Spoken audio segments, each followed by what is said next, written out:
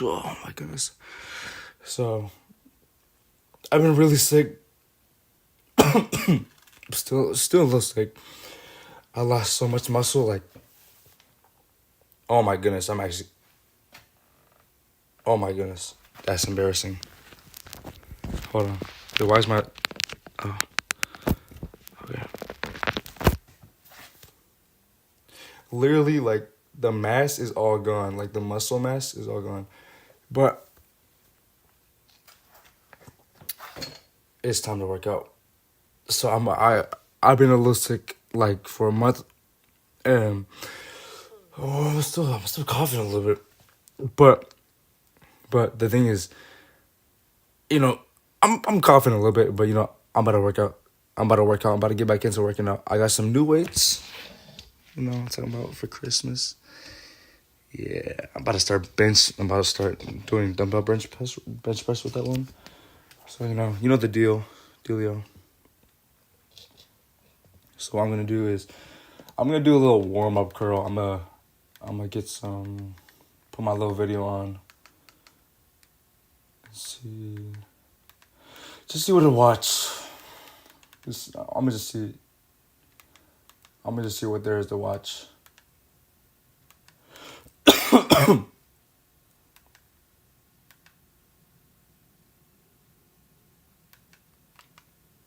Pioneer Hugh. But yeah, I'm just gonna watch something, and then we're gonna do a little bit of warming up. Thanks, y'all. So I'm gonna do some warm up curls right now. Kid Cudi recently said something in response to a tweet that caught my attention. Okay. And if you don't know what tweet, I'm gonna do my little. It's this tweet right I'm gonna do a little curl up. So this was the tweet. It's a video of Kid Cudi in. I'm gonna do a little curling motion with like some 10-pound dumbbells, and then I'm gonna go serious with some 40-pound dumbbells. But right now I'm gonna just do a little bit of curling. Actually, no. What? Actually, never mind. Outfits I could probably ever try to explain in my life. So I'm not even gonna try to explain. Can I bend this or no?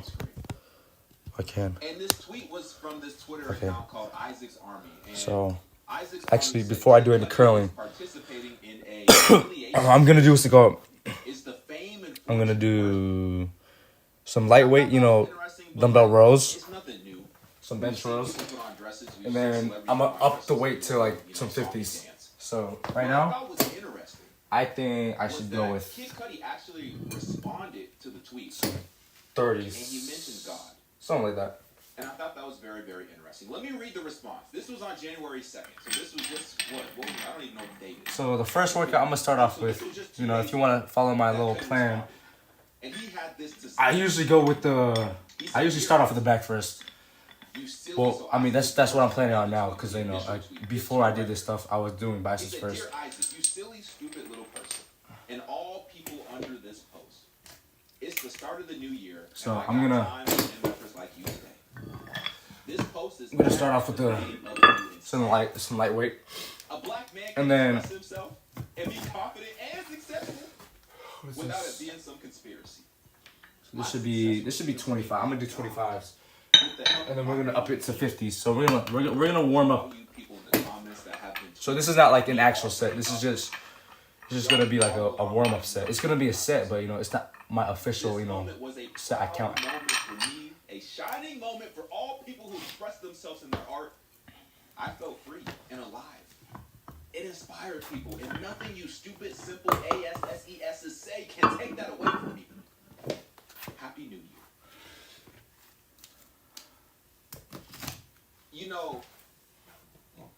I used to get really upset when I would see people doing things that are clearly ungodly. 15 plus. And then giving the credit to God 12, so that'd be 27. Things that they are doing in so we're gonna use and when they're doing those a light 27-pound dumbbell. Maybe it's 28 because the bar is more than. Because the bar is like a pound. You know what I'm talking about. So we're gonna use So I used to get upset. 128-pound dumbbell. We're gonna be rolling it. And maybe like until failure. I'm gonna count my reps, and then I think we should get to the heavyweight after. means a lot of different things to a lot of different people. For me, I'll only speak for myself. When I hear God, I think Jesus Christ. When I hear God, I think Jesus Christ. When I hear Jesus Christ, I think God. Because he is the true God. All these other gods are just little g, gods of this world. So when he says my success was given to me by God with the help of my many angels, I understand that we're not talking about the same God. Because, and this is not to be rude or, to slander anybody, but when you truly have God in your life, it doesn't look like this. Let's just keep it real. Let's just keep it real. And I don't care what type of art you are expressing. I don't care it's like what 25. Type of divine femininity. I can't even say that word. You know what I'm trying to say. I don't There's care 25 what reps type of right there. feminine energy you're It's a trying path to to tap failure. into to help you create art and this, But that, it's just a and the warm up. third. It's just a warm up. This is It's not not of serious. God. This is not of Jesus Christ. It's even further than that. So next side. Should do it right now. Just the sheer Can't do it. pain in this man's eyes. To me, it just indicates that there's something deeper going on in his spirit that needs to be addressed.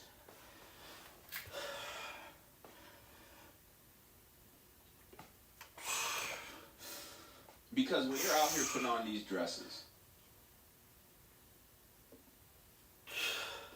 when you're out here showing all these, young men and young women who follow you, who support you. Oh, that was a bad rep. I had a cramp. These types of images, something is off. I don't care how you slice it. Something is off. This is not the design that God intended when he made you. It's not. And I guess he did this because of Kurt Cobain. He was giving a tribute to Kurt Cobain because Kurt Cobain, he wore like a similar type of dress, I think. Let me see if I can try to pull up a picture. Y'all probably know what I'm talking about. But Kurt Cobain,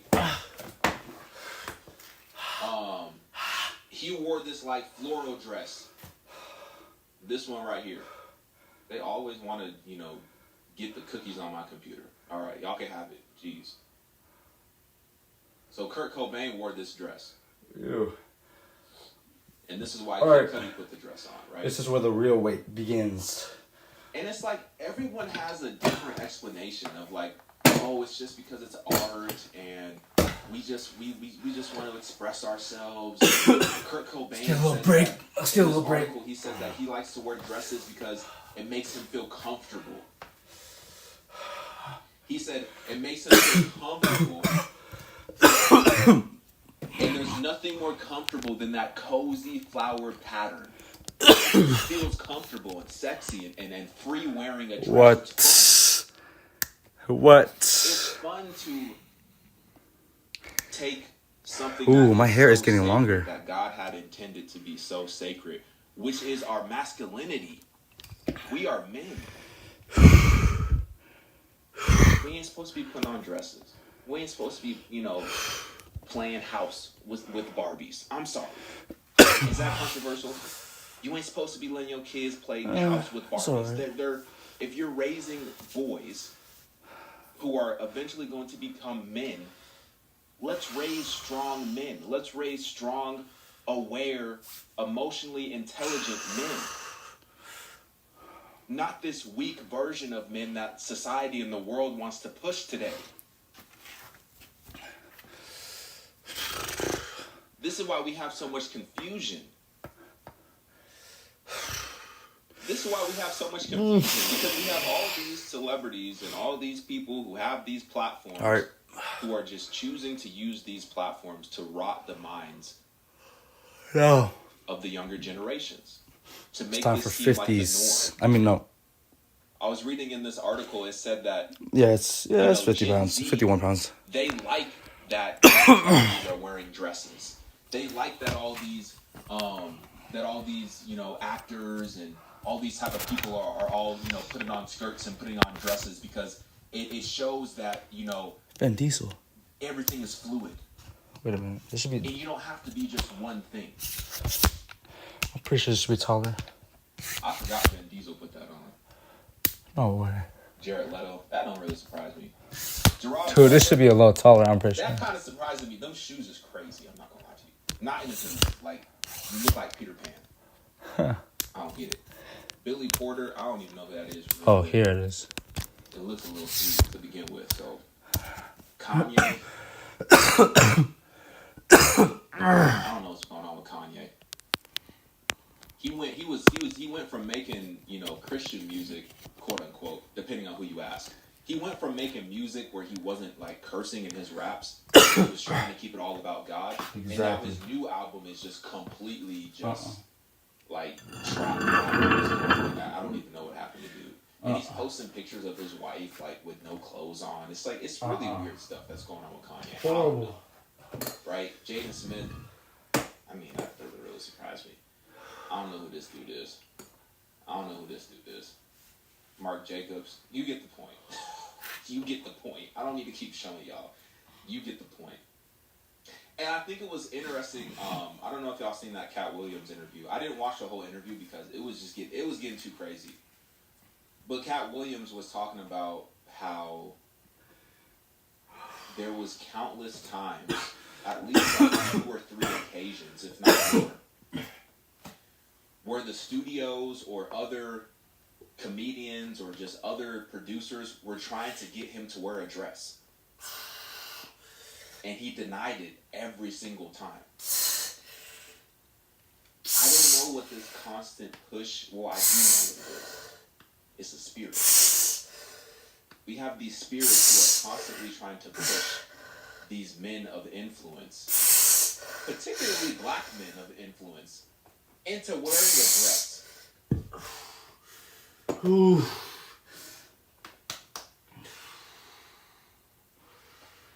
Like I said, the reason it initially caught my attention was because he said that he gives all his success to God. And that's fine. You can go ahead and give your success to God. Because like I said, we're not talking about this. We're talking about Jesus Christ. You might be talking about the universe, Buddha. You might be talking about some crystals, some Ouija board. I don't know what you're talking about. I don't know. I pray that you find the living God. I do. Because this oh, wait, I can see the stream from here. Hold on. Man has found everlasting peace.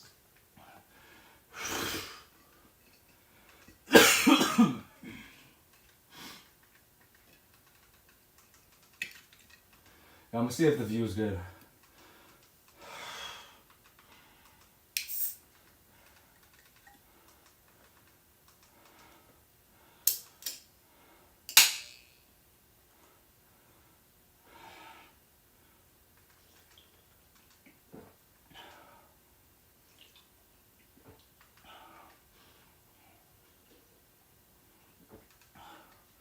Ooh.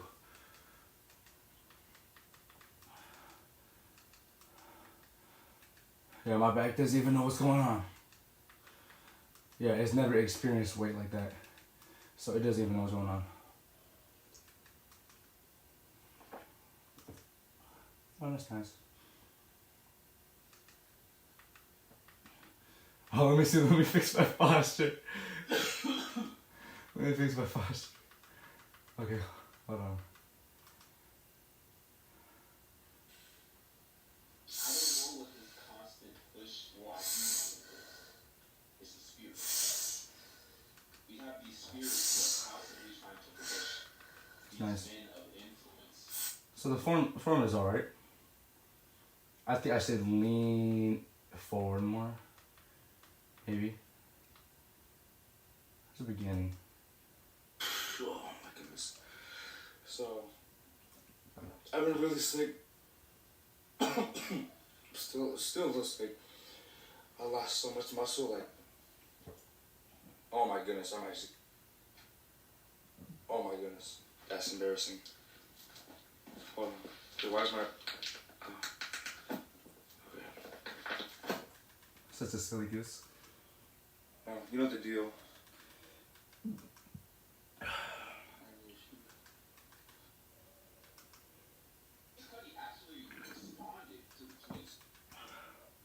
You know, before I did this stuff, I was doing biceps first. Ooh, alright, the back feels it now. Like, usually when I'm doing heavyweight, like, I won't feel it until like a minute. Hey, y'all. Kid Cudi. That's crazy. What is going on, soccer family? This is your boy JC. Hope everyone's doing Ooh, well. I want to see this. Ooh, I want to see this. What is going on, I soccer wanna see family? this. This is your boy JC. Alright. Hope everyone's doing well. How's your New Year resolution going? Hopefully it's going well. I need to hit the gym, so yeah. Let's see how that goes. So today, family, we got David debating Daniel Pikachu. And Daniel, in this video, he tries to have a gotcha moment by asking David if the father thinks that he is the son. So you can watch the full video.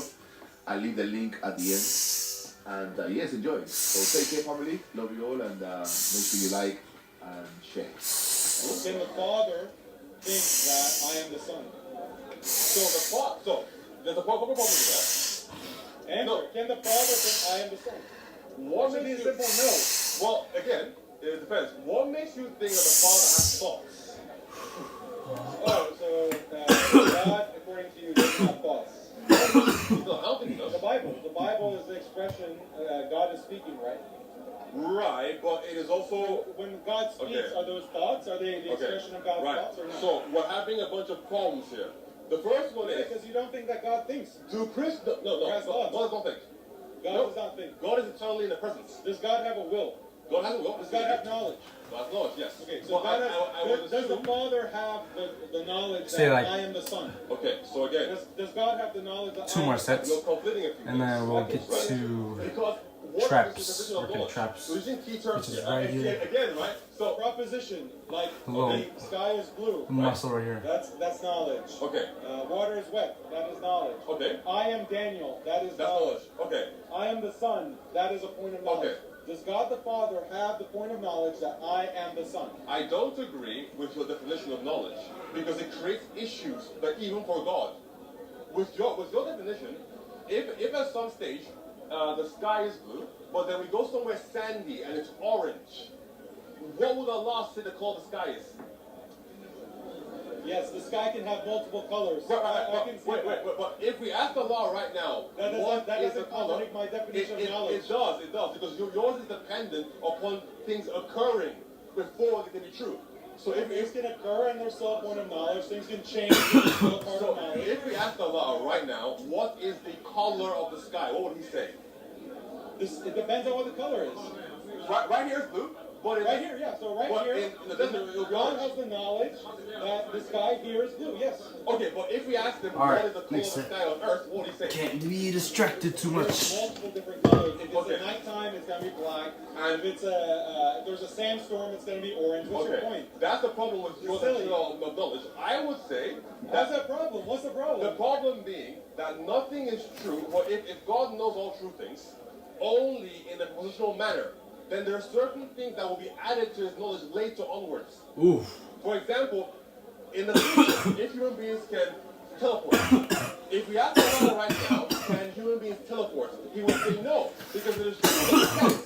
In the Right now, future, yeah. but in the future, if we can, then something gets added to Allah's knowledge that we can.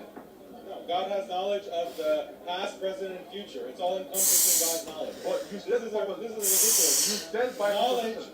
Knowledge. Can you understand the expression, I am the Son?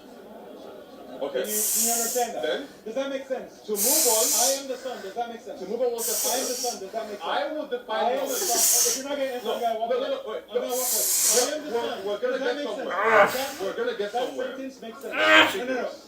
No. I am the Son is ambiguous. Yes. How? What son of what? A I am the person. Son of God. Okay.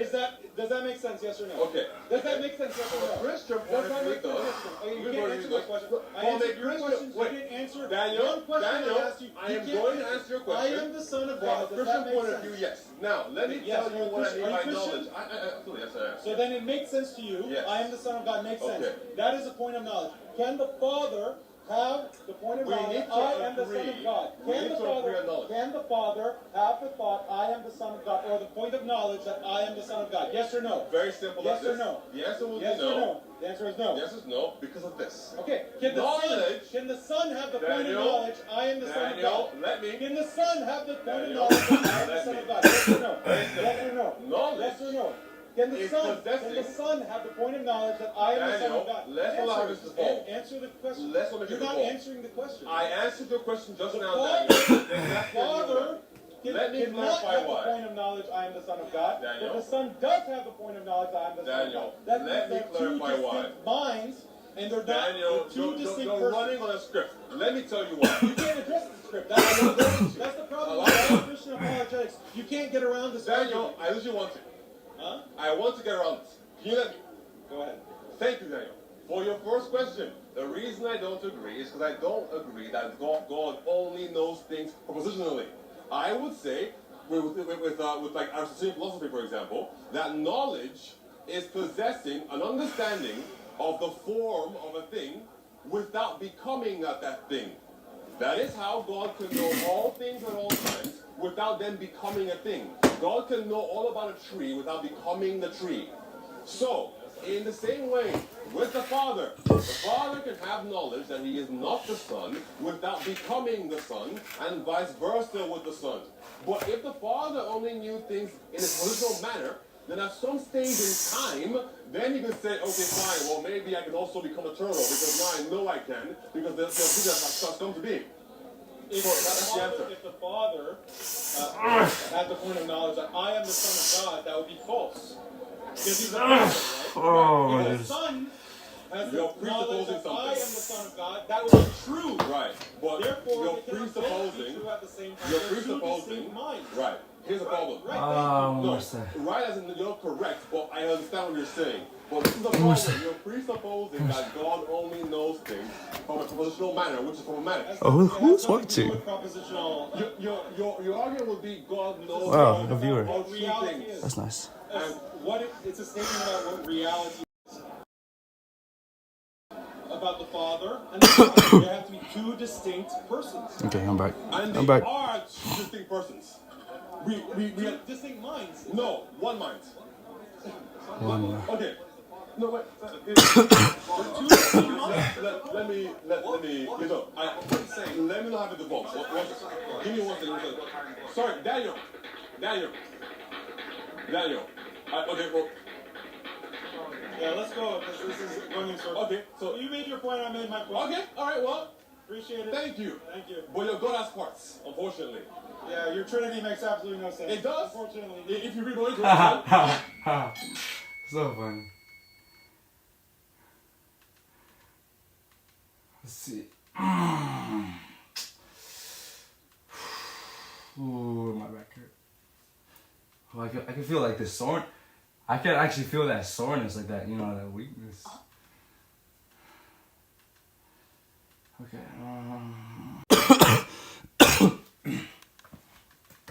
Anyways. Oh, just call me. Okay.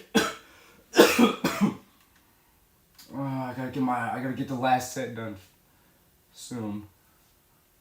Oh, I can already feel like what happens when I wake up. Atheists to ask why God is necessary for meaning and morality. Let's see.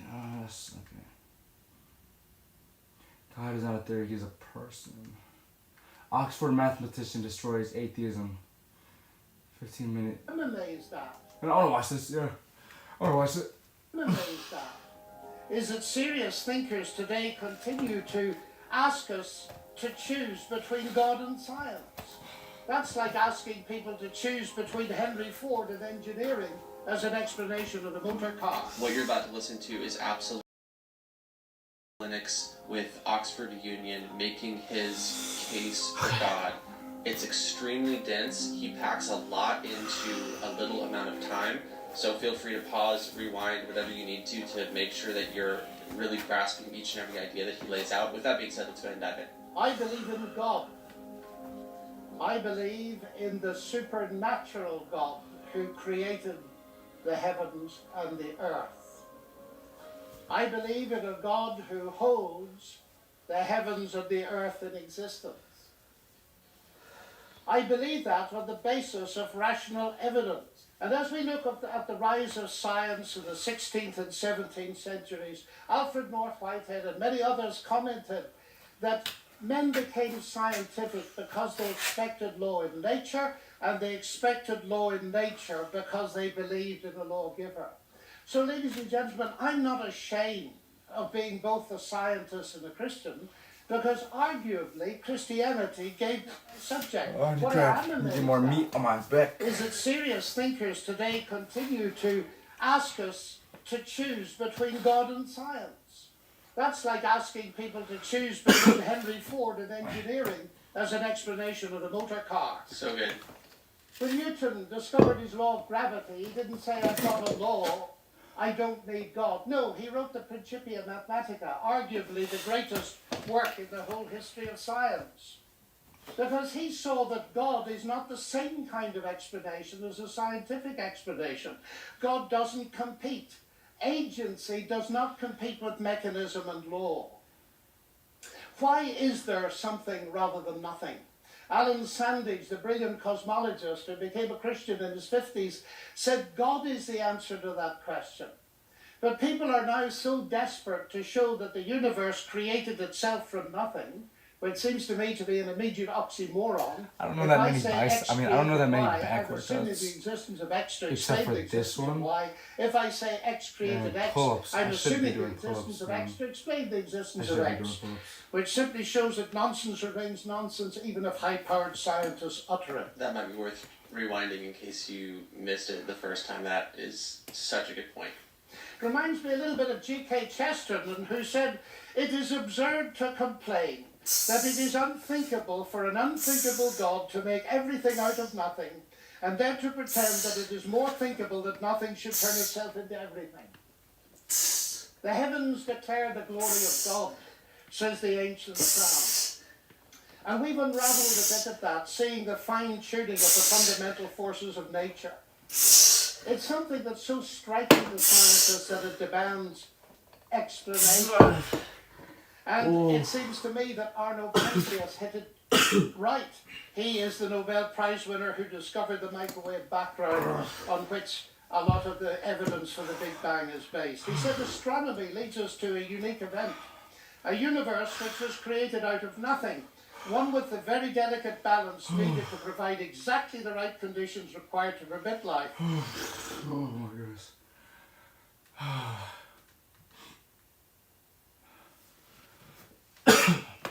Joe What we're about to Rogan. watch includes a conversation All right, between let's do this. What we're about to watch includes a conversation between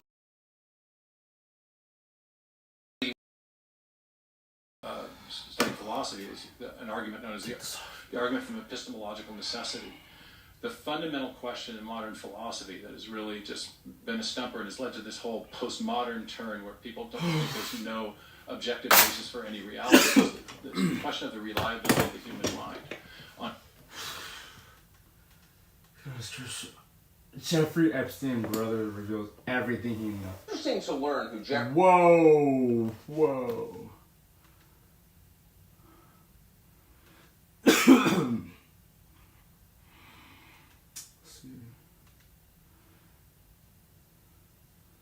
Well, I want to see this. Actually, this one looks interesting. Leprechauns. Can I ask you for an answer?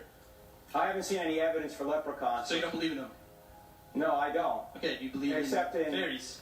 You don't believe in those, right? Nick, but you see, the God of the Bible is not like a being inside the universe, like a fairy or Thor. It's not about whether it's a being or it's about the fact that it's a claim, right? It's a truth claim. Right. You don't believe in these things because there is no sufficient. Sufficient meaning stands the test of logic. Okay, empiricism. Hold on, Nick, hold on. Okay. The clip that we're about to watch is a fascinating conversation between Frank Turek and a student at one of his events. The conversation has to do with truth and religion and really the nature of truth. What the heck is that? That's a scar. Also, Richard Dawkins and some of the more atheistic claims play a role in this conversation. There's also an amazing plot twist about three-quarters of the way through. I'll give some of my thoughts on the back end and mostly let the video play itself out between now and then. Is that it? being said, let's go ahead and back in. My question to you is one that I ask to anybody. Oh wow, that's so cool. And it's to address a huge paradox I see that nobody seems to worry about. So you are presumably very confident in your views. You are not at all concerned that you might be wrong. I could be wrong. That's why I continue to read and continue to search. Right. But I'm not God. I could be wrong. You are still very confident in your ideology and your belief system. You are very confident. I mean, I'm assuming since you're up here on stage, you've written a book. If I walk into any given room, maybe not this one, I will find people that follow Islam. I will find people that are Jewish. I will find people that follow Hinduism. A number of religions, and there have been something like over 500. Probably way more religions in history that have all come and gone. Each of these followers of these various religions is utterly confident that their book has the word that actually happened. This is something that actually is correct. My book is right. I know right. All of these people in the same room are utterly confident that they're correct and the other people are wrong. And to me, it seems like a blatant paradox because I'm assuming you would agree that only one religion can be correct. Well, would you agree with that? If they're contradictory, only one or the other is right or neither are right. Okay, yes. Yeah. So my question to you is how do you address that paradox that all these followers of different religions, including yourself, are very, very confident in their views enough to be able to assert that people in other I can't wait to get big. I want to get like 200 pounds. It's just the way truth works. No, it is a paradox. In that all these people, they're not willing to address the fact that the other people across the table it's gonna be nice. are equally confident. I gotta charge my phone soon. It's gonna die. I don't want that to happen. I mean that only 5 people at a table, each of them has a book. They're all saying I'm the one that's right because I'm not even listening to this. How do you address that? I'm just, it's just for the background. That's what we're trying to do here. Just like if I were to But it is good to listen to. To have it playing, even though you're not listening to it, because it's about God. It's about Jesus Christ. Rather than 15, you would be right, not wrong. And if everyone else whoever's watching this, if you haven't found God, today is the day. Or it's not this year, or it's not next year, but today is the day that you can start a relationship with God. Yeah, that's what the presentation was about. Hey, you guys want to hang out another 70 minutes? Huh? Nick, you came in really late, brother. Hey, I'll tell you what we just did is we went through 4 questions. Does truth exist? Does God exist? Are miracles possible? And is the New Testament reliable, particularly about the resurrection of Christ? If truth exists, in other words, it's time to charge the phone, so I'm going to switch the camera. If God exists, if there's a being beyond the world who created and sustains the world, if miracles are possible, and we said they were because the greatest miracle has already occurred, the creation of the universe out of nothing, then if Jesus rose from the dead after he predicted it, if he really did rise from the dead, then what we call mere Christianity, C.S. Lewis would call it, the basic essentials of Christianity are true. And that's what we were talking about here tonight. Okay, I'm sure we disagree on a lot of those former points, but I did miss a lot of the presentations. I'll tell you what, if I were to give you a book, would you read it? If you would read a book. If I would, if you would read one of my suggestions too, I'm not gonna. If we could trade books and you'd read one of my recommendations, I would absolutely be down. I'm giving you my book, not a recommended book. Of course, you'd give me your book. A book that my mom would recommend. Your mom would recommend it because she would recommend my book. My mother would recommend all of my papers I've written as well. I'm telling you, if you want to ask me to read a book, I will give you a book as well. And if you want what book will you give me? I would give you The God Delusion by Richard Dawkins. I've already read it. Okay, and I'm. Okay. Now let me ask you a question, Nick. Nick, can I ask you a Yes, sir. question? Yes, absolutely. Richard Dawkins believes there is no God, right? Yes. And he believes everybody who disagrees with him is wrong. Just as you believe anybody who So doesn't what's the believe it. paradox? The paradox is that only one of these people at the table can be correct. True. I mean that You're saying that Richard Dawkins is right. I'm saying he's wrong. I'm saying that my view is closer to the truth Dude. than his. And the That other was the significant thing. difference in that situation, though, is that Richard Dawkins is not I mean- making an affirmative claim. He's not saying that something exists. Oh, sure he is. He's not. He's Richard not. Dawkins is saying that materialism is true, that macroevolution is true, that there are no objective moral values. You're pulling me into other areas All right, I of think we should Richard do Dawkins' 2 sets. belief systems. 3 sets, I'm actually. only here to discuss I'm whether lacking or on not straps. there is a divine creator, a God. And he you can says talk about there- all these things that Richard Dawkins has said or believes in, right? Let me just be pause enough. really quick right here to say that I think that the reason that they're missing each other at this point in the conversation is that it seems to me that Nick sees religious truth claims as subjective truth claims, whereas Frank Turek is saying that no, what religions mean with the type of truth claims that they put Ooh, forward my crib is are bad. of an objective nature. So to highlight this point, I'm going to play a really quick, less than 1 minute clip from my documentary where J. Warner Wallace perfectly lays out this distinction and really the problem with viewing religious truth claims as subjective. Here's what that sounds like. Well, what are the claims about God, really? Are they just really an expression of our subjective opinions, like your favorite cookie, or your favorite soda, or your favorite movie? Because if that's the case, there's no point in us getting all fussy about making a case for why I think Diet Coke is better than Diet Pepsi. But the issues related to God's existence are different, because they aren't subjective claims. Our opinions can't change whether or not God exists. I can be wrong about God's existence, but my opinion can't change it. That's an objective claim about reality. And my subjective opinion has no... Now, then we have to ask the question, well, is Jesus this God? Do we think that Christianity is the true description of the God of the universe? Now, I can be wrong about this, but it's not a matter of my opinion. In the end, it either is or it isn't. It's based Oh, I on like this dude. I like this dude. He's nice. This one's Can God be finite and then infinite at the same time? Anything during your medical training that also pointed you towards the claims of Christ. The video you're about to watch features 2 questions posed wait to till the I late get Nabil Qureshi. The Wait till I first get is bigger. by a Muslim, the second is by a medical doctor. Wait They're till I both get bigger. extremely important in terms of showing the differences between Christianity and Islam. With that being said, let's dive in. My Oh my main goodness, problem that's so is, skinny. with the Christian doctrine serious? of Godhood of Jesus. So there's a couple of questions that are related. First of all, I find this concept logically fallacious. Like there are many aspects to its logical fallacy, as in maybe one of them could be that how can God be finite and then infinite at the same time? Like this is like it's like saying that there could exist a square circle. It's a logical fallacy, right? So when we say that Jesus was God or Son of God, we are actually saying that God existed in finitude during the life of Jesus, and He also is infinite at the same time. This is logically fallacious. Now, because you are you're coming from a historical standpoint. Did you want me to respond to that? Or you It's a relate. Like the same question continuing. So, because you're coming at it from a historical standpoint, another thing that adds, like the historical evidence that adds, that supports this argument, is that the concept of Trinity, the word Trinity itself, it doesn't appear as a theological term till near the end of the 2nd century after Jesus. So it was first used as trias by Theophilus, the bishop of Antioch, in AD 180. So we can, adding up to that, when you refer to Mark chapter 14, verse 62, which is what you say is the proof that Jesus claimed to be God. my back cramp. Are Cramp. you really applying the same criteria of objectivity that you were applying previously to the Quran when interpreting this as what are my meaning back that bite? Jesus is claiming himself to be God? Because if you look at it completely objectively, looking at the entire text, there is nothing in the entire text that's saying that Jesus claimed to be God, and in fact the verse that you yourself quote is actually saying Son of Man. So I mean, These are great questions. Don't go anywhere.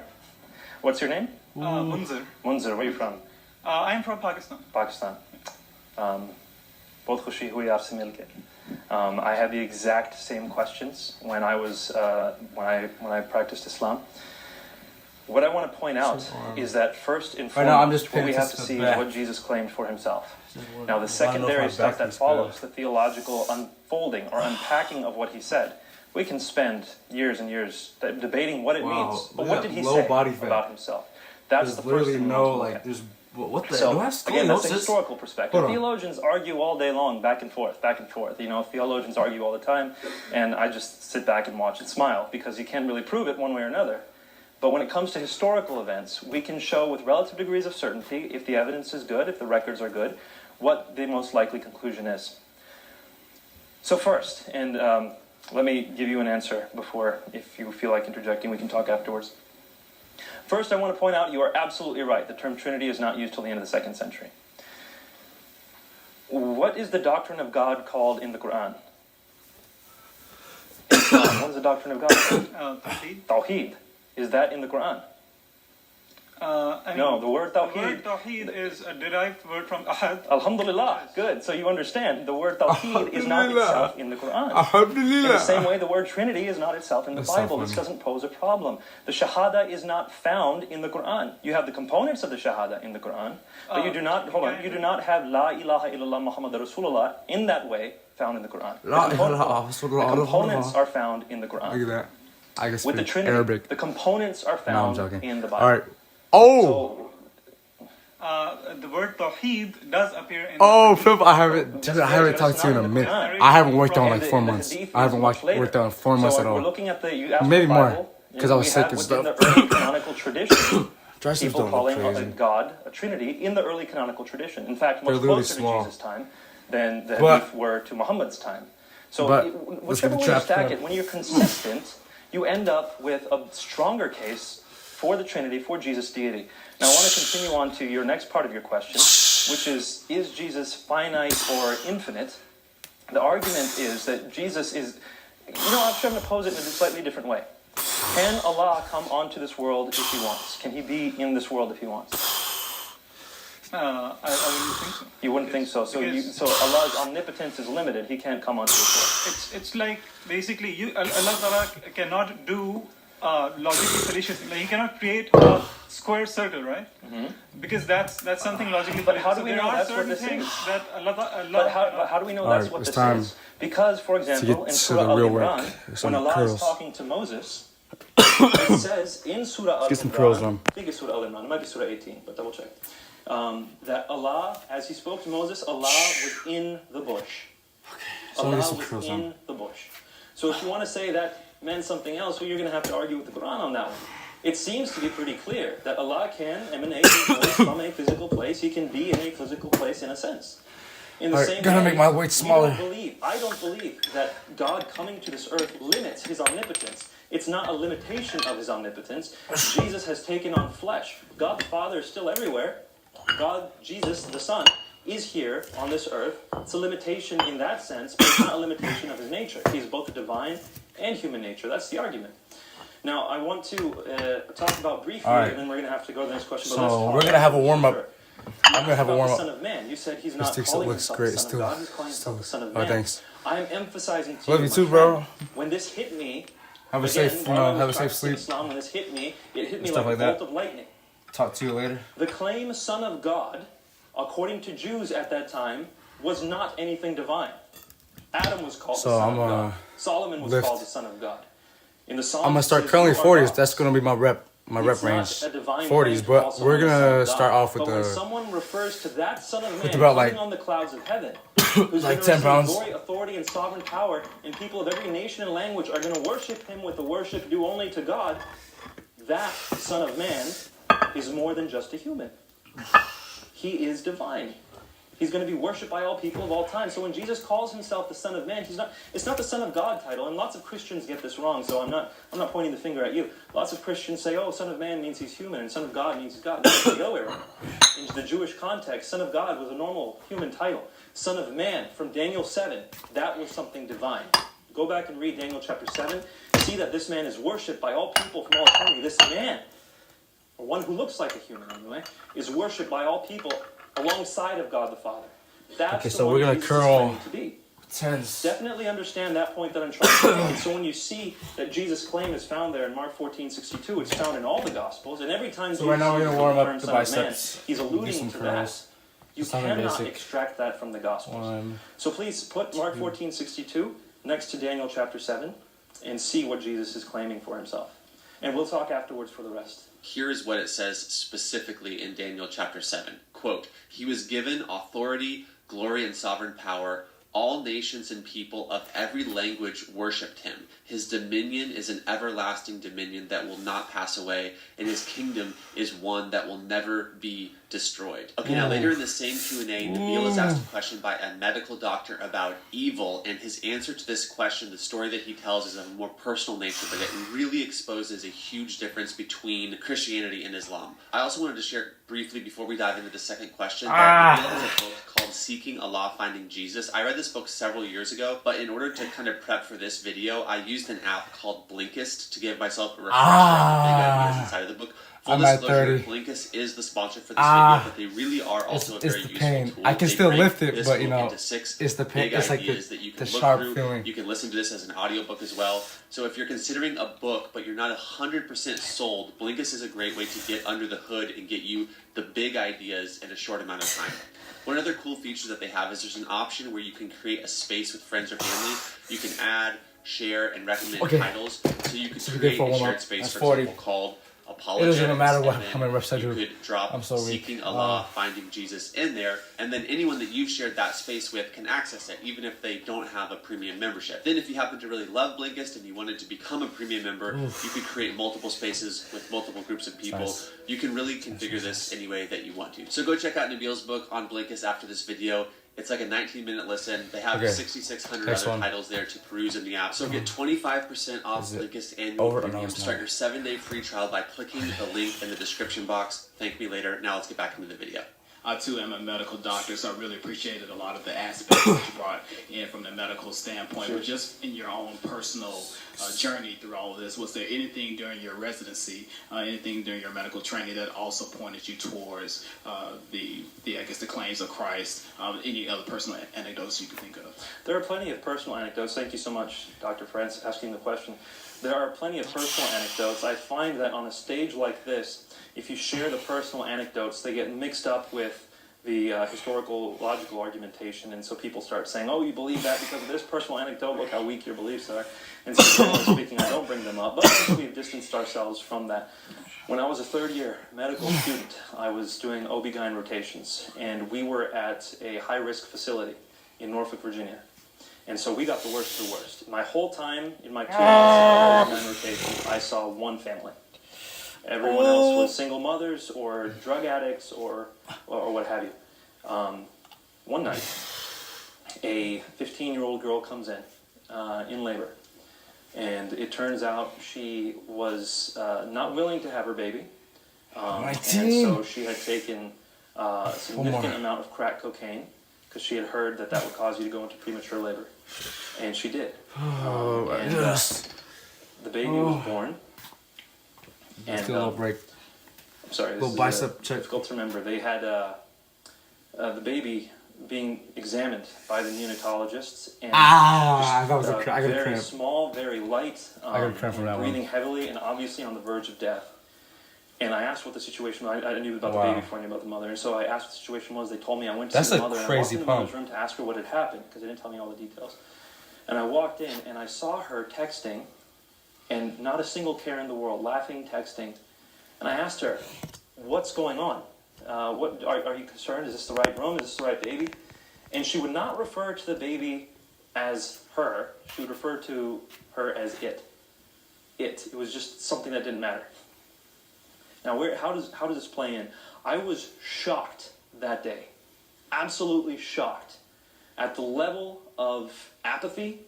In fact, I would say in anger welled up in me at the level of apathy towards this girl.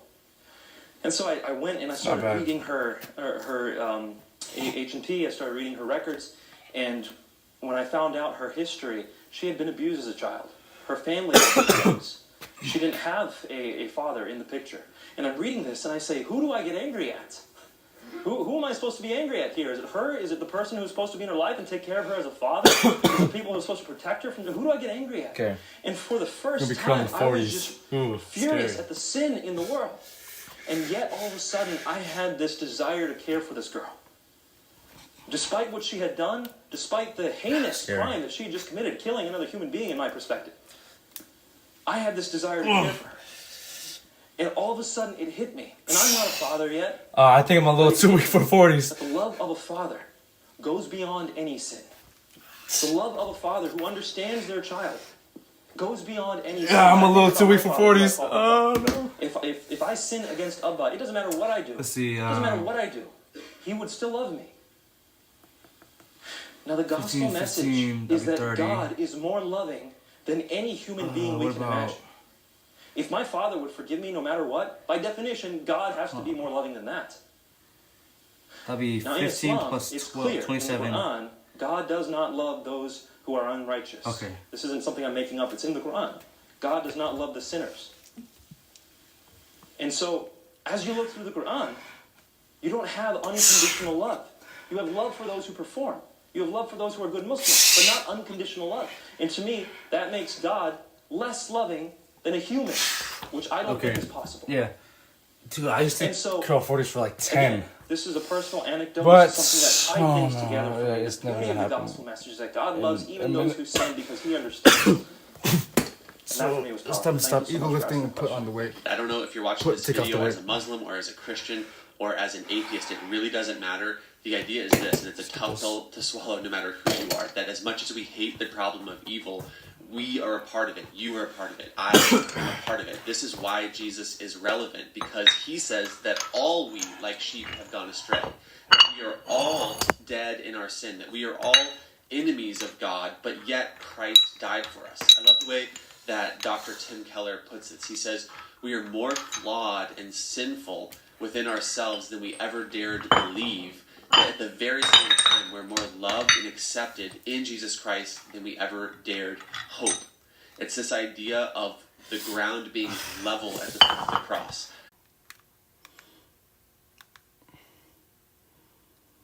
Dude, I thought that was flight react. In boxers.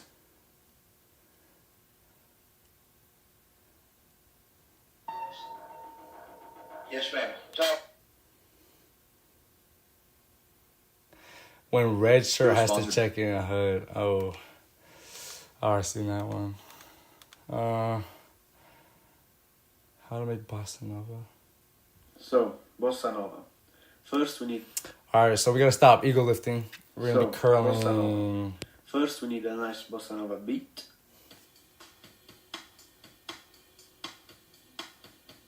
Great. Now we can add some We're gonna chords. start curling like, what is it? 15 plus 12, 27. 27 plus 5. 32. It would be like 33 pounds. Now we can add some bass to the mix.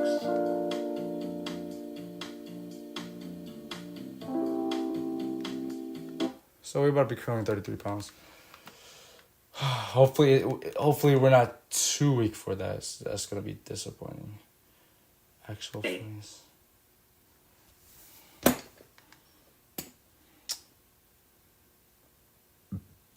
It was sponsored by Aura.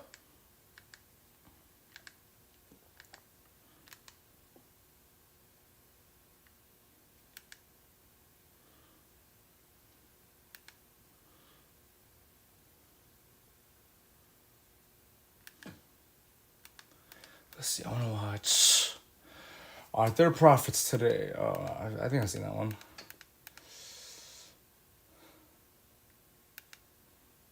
Don't be fooled by this atheist. Atheist completely destroys argument he made up. I like watching this stuff. I like this dude. Atheists attempt at refuting Christianity, but only end up revealing they don't understand Christianity. Hi, I'm Tim Barnett, and today we're applying some red pen logic to a tweet from Atheist Republic. Class is in session.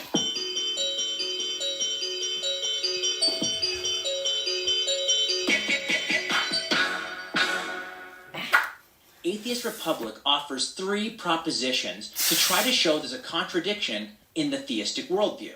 First, everything has a creator. Second, God is that creator. And third, God does not have a creator. And then they pull out the red pen, I wonder where they got that idea, and they write, your solution fails when it violates its own premise. And they draw an arrow. Let's pull out our red pen. I used to do it like for and break 15 this down. reps. That's actually Atheist crazy. Republic gets off to a really, really bad start. The first premise is false. Game over. This concludes our time together. Just kidding. You see, no Christian apologist makes that first claim. We don't believe that everything has a creator. We believe that... Okay. Genetically Modified Skeptic is a popular YouTube channel run by an atheist named Drew McCoy. Now, Drew's channel has grown pretty popular as of late, as he's somewhere around 190,000 subscribers right now. And in this video, I'll be responding to his latest video, in which he consistently calls Frank Turek dishonest multiple times. Now, this video will be the first in a short series of videos responding to his recent video, in which I show exactly why not only has Drew not only misunderstood the basics of the fine-tuning argument, but that caused him to also misunderstand Turek's remarks, and even worse, based an entire assault on Turek's character based off of those misunderstandings. So the description of his video says this. Frank Turek, cross-examined on YouTube, is a Christian apologist who recycles old-tired apologetics like William Paley's watchmaker analogy and the teleological argument when his views are challenged. Here, Turek goes up against Douglas Adams' puddle analogy as a response to claims of intelligent design.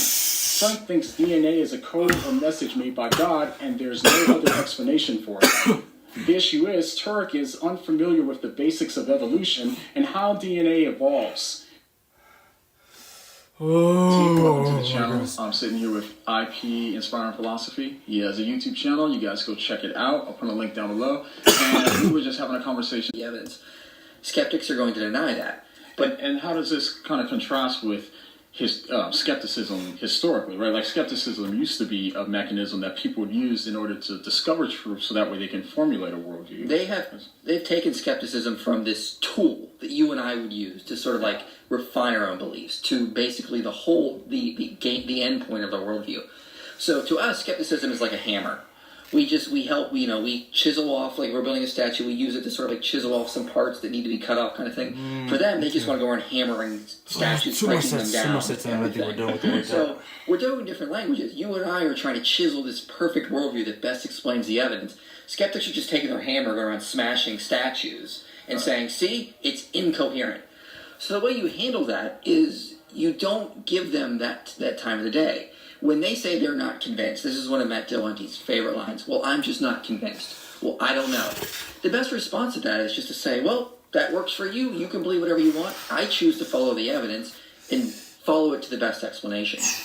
That basically makes your own explanation immune to their criticism because they sort of set themselves up as the arbiter of truth. Yeah. I'm not convinced. And a lot of theists, when they debate Matt Dillahunty or other skeptics, is they fall into that. Oh, you're not convinced? Let me try to convince you. Don't try to convince them. Don't. That felt so weird. I can't. Simply randomly got the audience. Well, look, I offered the best explanation. My opponent has not. So let's follow the evidence where it leads. Yeah, and there's something interesting about this too, is because when people are just acting as if skepticism is just a thing within itself. Like, it's not a tool. It's just like a great good within itself, just to be skeptical of everything. Then if all you have is skepticism, you're not getting to the truth, right? And skeptics are really afraid a lot of the times to actually make claims because they don't want to defend the claims, right? Exactly. They don't defend any claims, no. That's right. And so it comes across as just an attempt to avoid a burden of proof, you know what I mean? A lot of times because they don't want to make claims. What I would love to see is a lot of these skeptics who pride themselves on, on being skeptical and these sort of things, offer an alternative explanation. My ribs are so bad. Offering an alternative explanation. What are you really doing? You know what I mean? At that point, I feel like I'm ego lifting a little bit. At that point, we want to make the world a better place. You don't just poke holes in everything. You actually should provide a worldview, or provide an explanation of the facts. That's a good point. You go to these debates thinking it's a battle of worldviews. It's the Christian worldview versus the atheist worldview. The skeptic doesn't go into the debate thinking that. They go in thinking, this is we're putting the Christian worldview on trial, and I'm just going to poke holes in it. That's why when Christians get into these debates, to the atheist audience, they look like they do terrible because we're just speaking different languages. That's right.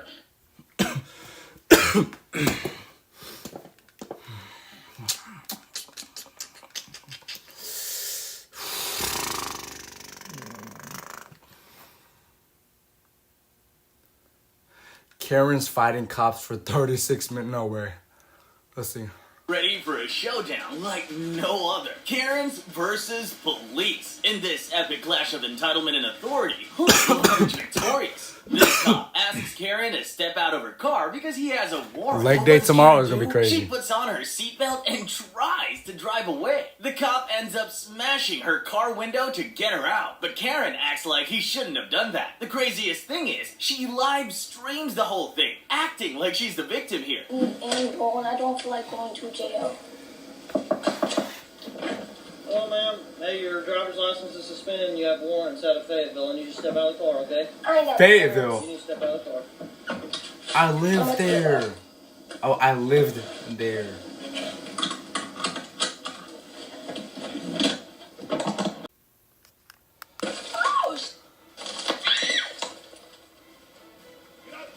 Was that necessary?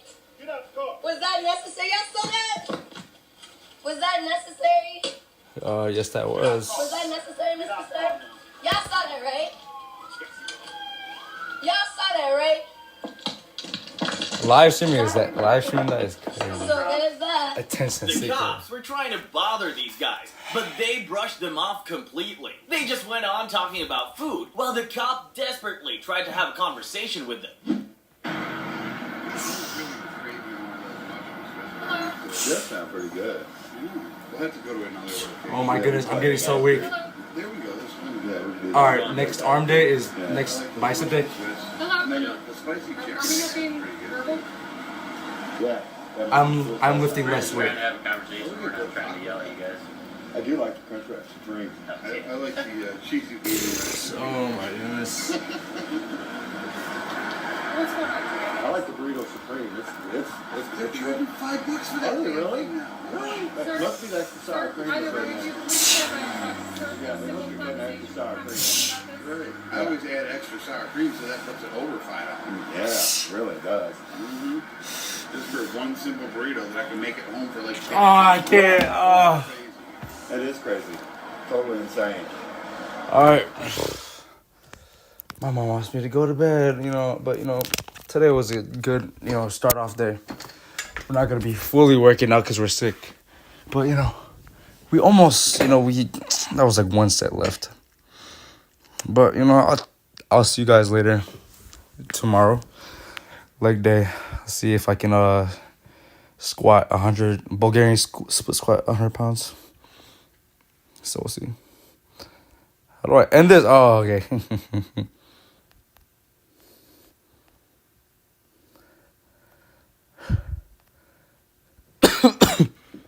It's still going. I can't end it. Oh, no.